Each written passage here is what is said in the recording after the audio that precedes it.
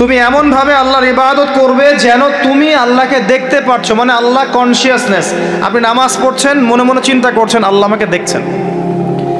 আপনি ব্যবসা করতে বসেছেন, মাপছেন, ওজন দিচ্ছেন, একটু কম বেশি দেওয়ার সুযোগ আছে, কাস্টমার দেখছেন আপনাকে, কিন্তু আপনি চিন্তা করছেন আল্লাহ আমাকে দেখছেন।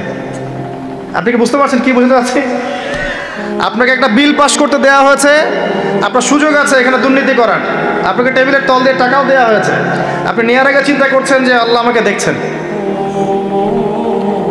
আপনি আপনার বান্ধবীর সাথে পড়াশোনা করছেন ফ্রি মিক্সিংয়ে, আপনার বান্ধবী আপনাকে প্রপোজ করছে, চলো আমার সাথে একটু কফি খাও, চলো না একটু ঘুরে আসি, বান্দরবন ঘুরে আসি, চলো না একটু ঘুরে আসি। ঘুরলে কি সমস্যা? বন্ধু বান্ধব একসাথে ঘুরতেই পারে। আর আমি তো তোমাকে ভালোবাসি, তোমাকে বিয়ে করবো, সমস্যা কোথায়? তাই না ভাই?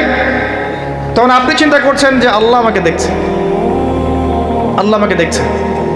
আপনার সামনে সুযোগ আছে সুদের টাকা খাওয়ার, আপনি চিন্তা করছেন যে আল্লাহ আমাকে দেখছে। সামনে আপনার জমি আছে, আপনি তামাক লাগাবেন না কলা চাষ করবেন, এখন তামাক লাগাতে গিয়ে চিন্তা করছেন আল্লাহ আমাকে দেখছেন। আমি কি বুঝাতে পারছি ভাই? এইভাবে প্রতিটা কাজ করা যে আল্লাহ আমাকে দেখছেন, এই চেতনার নাম হচ্ছে ইহসান। কি নাম? এটা অনেক উচ্চ পর্যায়ে। এই পর্যায়ে গেলে মানুষ আল্লাহর মারিফত পেয়ে যায়, এই পর্যায়ে গেলে মানুষ আল্লাহকে পেয়ে যাবে ইনশাআল্লাহ তাআলা। যখন একজন মানুষ প্রতিটা কাজে ফিল করবে যে আল্লাহ আমাকে দেখছেন। এই যে আপনি রোজা রাখবেন, খাবেন না, পানাহার করবেন না, বাথরুমে গিয়ে পানি খেতে পারেন না, কেউ দেখবে? কেন খান না? কি জন্য খান না? মনে করেন না যে আল্লাহ আপনাকে দেখছেন? এইটাই হলো ইহসান, যে আপনি চিন্তা করছেন আল্লাহ আমাকে প্রতিটা কাজেই দেখছে। আপনি আল্লাহ বিরোধী কোনো কাজ করতে পারি না, আল্লাহ আমাকে দেখছেন। আমি কারোর মধ্যে জুলুম করতে পারি না, আল্লাহ আমাকে দেখছেন। বোনের সম্পত্তি আত্মসাৎ করতে পারি না আমি, আল্লাহ আমাকে দেখছেন। নামাজ না পড়ে আমি বাসায় ঘুমিয়ে থাকতে পারি না, আল্লাহ আমাকে দেখছেন। যাকাত না দিয়ে আমি থাকতে পারি না, আল্লাহ আমাকে দেখছেন। রমজানের রোজা না রেখে আমি থাকতে পারবো না, আল্লাহ আমাকে দেখছেন। আমি পর্দা না করে বেহায়ের মতো চলতে পারি না, আল্লাহ আমাকে দেখছেন। এই চেতনার নাম কি? ইহসান। মনে থাকবে ভাই। নবীজি বলছেন আনতা আবুদুল্লাহ কাআন্নাকা তারাহ ওয়া ইল্লাম তাকুন তারাহ। আর তুমি যদি আল্লাহকে সচক্ষে দেখতে না পারো, কারণ আল্লাহকে তো দুনিয়ার চোখ দিয়ে দেখা সম্ভব না, এটা মনের চোখ দিয়ে ফিল করা যে আল্লাহ আমার কাছে আছে। যদি তুমি আল্লাহকে দেখতে না পারো তাহলে জেনে রেখো ওয়া ইল্লাম তাকুন তারাহ ফাইন্নাহু ইয়ারাক, যে আল্লাহ পাক তোমাকে দেখছেন। এই চেতনা লালন করো। আমরা অনেক চেতনার কথা বলি না এখন, সবচেয়ে বড় এবং গুরুত্বপূর্ণ চেতনা হচ্ছে আল্লাহর চেতনা, আল্লাহর অস্তিত্বের চেতনা। আল্লাহ আমাকে দেখছেন, এই চেতনা, এটা যথেষ্ট জান্নাতে যাওয়ার জন্য। কোনো মানুষ যদি এভাবে চিন্তা করে যে আল্লাহ আমাকে দেখছেন, আমি আল্লাহকে দেখতে পারছি না, তো কি হয়েছে? আল্লাহ আমাকে দেখছেন। এই ব্যক্তি কি পাপ করতে পারবে? এই ব্যক্তি গোপনেও কি পাপ করতে পারবে? যদি পাপ করেও ফেলে তার মধ্যে অনুশোচনা আসবে না? আল্লাহ আমাকে দেখেছেন। যদি পাপ করেও ফেলে দেখবেন 2 রাকাত নামাজ পড়ে বলছে আল্লাহ আমাকে মাফ করে দাও। আমাদের চলতে ফিরতে পাপ হতে পারে, স্পেশালি যুবকদের পাপ বেশি হতে পারে। যদি পাপ হয়ে যায় হতাশ হবেন না, পাপ হয়ে গেছে হতাশ হবেন না। ওযু করবেন, জায়নামাজে দাঁড়াবেন, 2 রাকাত নামাজ পড়বেন, ওই পাপের কথা আল্লাহকে বলে ক্ষমা চাইবেন, ইনশাআল্লাহ আল্লাহ পাক আপনার গুনাহকে নেকি দিয়ে পরিবর্তন করে দেবেন ইনশাআল্লাহ। যতবার পাপ হবে ততবার নামাজে দাঁড়াবেন, ততবার ওযু করবেন, ততবার 2 রাকাত নামাজ পড়বেন এবং আল্লাহর কাছে ক্ষমা চাইবেন, ইনশাআল্লাহ আল্লাহ মাফ করে দেবেন। শয়তান আপনাকে হতাশ করতে চাইবে, ফার্স্ট্রেট করতে চাইবে। আরে তুমি অন্যায় করেছো, এত বড় বড় পাপ করেছো, তুমি পর্নোগ্রাফি দেখো, তুমি মেয়ের সাথে জেনা করেছো, তুমি মদ খাও, তুমি এই করো, তুমি কিভাবে আল্লাহর সামনে দাঁড়াবে, কোন মুখ নিয়ে দাঁড়াবে? এগুলো শয়তানের ওয়াসওয়াসা। কার ওয়াসওয়াসা? আল্লাহ পাক ক্ষমা করতে করতে ক্লান্ত হবেন না, আপনি ক্ষমা চাইতে চাইতে ক্লান্ত হয়ে যাবেন ইনশাআল্লাহ। আল্লাহ পাক এমন গফুর রহিম। এক ব্যক্তি 99টা খুন করেছে। কয়টা? 99টা খুন করে এক আলেমের কাছে গিয়ে বলেছে যে আমার কি তওবা হবে? সে বলেছে না, তওবা হবে না। সে বলেছে কি? তওবা হবে না। সে আলেম ছিল না, সে আবেদ ছিল। আবেদ মানে ইবাদত করতে বেশি বেশি, খুব বেশি জ্ঞান ছিল না। আমাদের মতো আমরা কিন্তু ইবাদত বেশি করি, জ্ঞান খুব কম। তো সে ছিল আবেদ, সে বলেছে না তওবা হবে না। তো ও বেটারেও কোপ দিয়ে 100টা খুন করে ফেলেছে, 100 ফিলাপ। এবার সে চিন্তা করছে যে আমি কি করব। আরেকজন আলেমের কাছে গিয়ে বলছে আমি 100টা খুন করেছি, তওবা হবে? তো এই আলেম সত্যিকারের আলেম ছিলেন, তিনি বলেন হ্যাঁ তওবা হবে, তুমি ইস্তেগফার করো এবং এই এলাকা থেকে চলে যাও, অন্য এলাকায় গিয়ে থাকো, অন্য একটা এলাকায় গিয়ে থাকো, এখানে তোমার স্মৃতি জড়িত আছে, অন্য জায়গায় হিজরত করে গিয়ে থাকো। তো সে ব্যক্তি চলে গেল, যাওয়ার পথে তার মৃত্যু হয়ে গেছে। আল্লাহ পাকের ফেরেশতা চলে এসেছে, আযাবের ফেরেশতা এবং জান্নাতের ফেরেশতা তারা নিজেদের মধ্যে এখন তর্ক করছে কে রূহটা নেবে, আত্মাটা কে নেবে। ওই যে রূহ কাকে বলে, সায়েন্সকে জিজ্ঞাসা করেন, সায়েন্সের প্যান্ট খারাপ হয়ে যাবে, রূহ কাকে বলে উত্তর দিতে গিয়ে।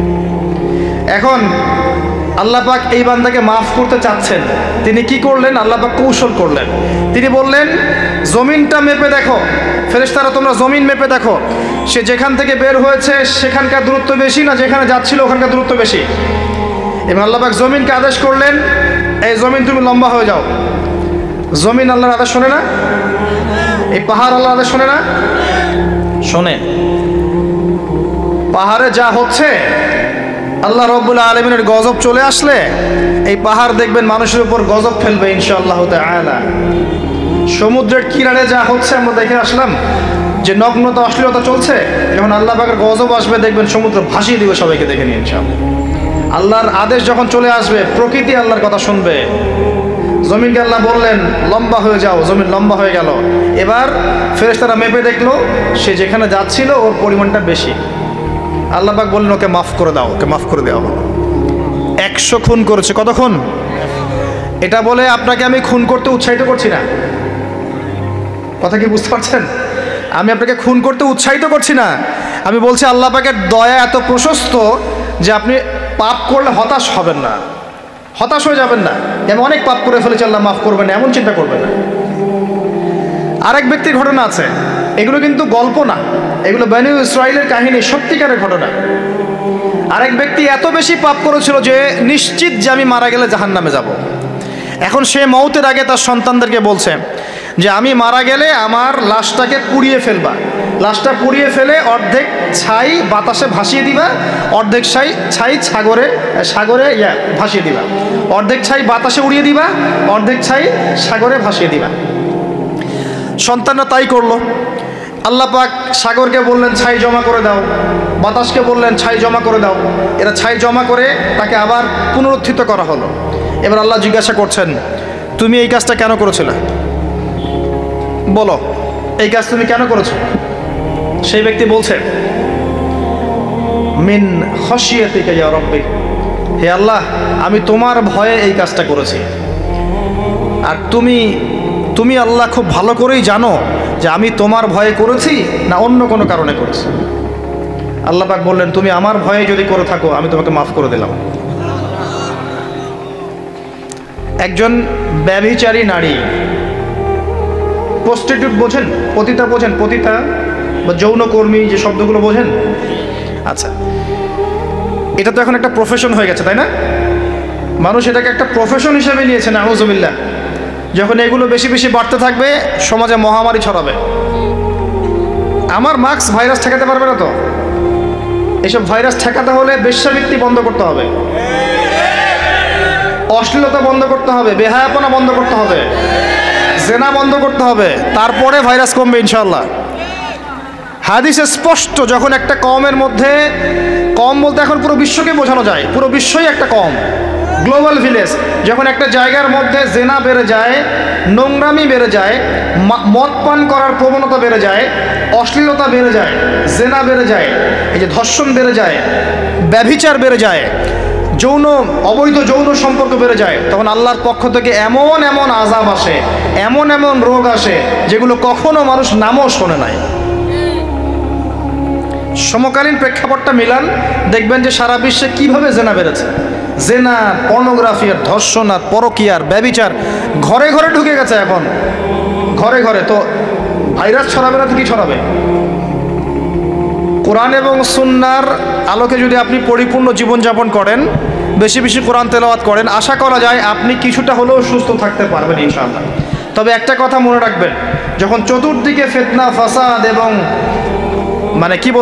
ফাসাদ ফিতনা এবং আল্লাহর গজব ছড়িয়ে পড়ে, তখন ভালো মানুষরাও বাঁচতে পারবে না। বরং ভালো মানুষদেরকে আল্লাহ পাক আগে সরাই দিবেন। তুমি মিয়া একা একা ভালো ছিলা, মানুষকে তুমি ভালো কাজের আদেশ করো নাই কেন, অসৎ কাজে নিষেধ করো নাই কেন, তুমি আগে ধ্বংস হও, ওকে আগে ধ্বংস করে দিবে আল্লাহ পাক। আল্লাহ পাকের সুন্নাত এরকমই। যাই হোক, যেটা বলছিলাম, এক মহিলা এরকম প্রস্টিটিউট ছিল,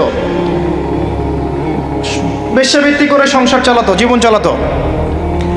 একদিন চলতে পড়তে দেখলো একটা কুকুর পানি পান করার জন্যে তৃষ্ণার্ত অবস্থায় তার প্রায় মৃত্যু হয় অবস্থা। তখন সেই মহিলা তার মোজাটা খুলে একটা কূপের নিচে নামিয়ে দিয়ে সেখান থেকে পানি উঠালো, উঠিয়ে এই কুকুরকে পানি পান করালো। আল্লাহ পাক এই ব্যভিচারী মহিলাকে এই কুকুরকে পানি পান করানোর ওসিলায় মাফ করে জান্নাতে দিয়ে দিয়েছে। আমি এই কথাটা বোঝাতে চাচ্ছিলাম যে পাপ হয়ে গেলে, চলতে পথে ঈমান নিয়ে চলতে পথে গিয়ে পাপ হয়ে গেলে হতাশ হবেন না। ওযু করবেন, নামাজে দাঁড়াবেন, ক্ষমা চাইবেন, আবারও শুরু করবেন। পারবেন না ইনশাআল্লাহ? আল্লাহ পাক তৌফিক এনায়েত করুন, আমিন।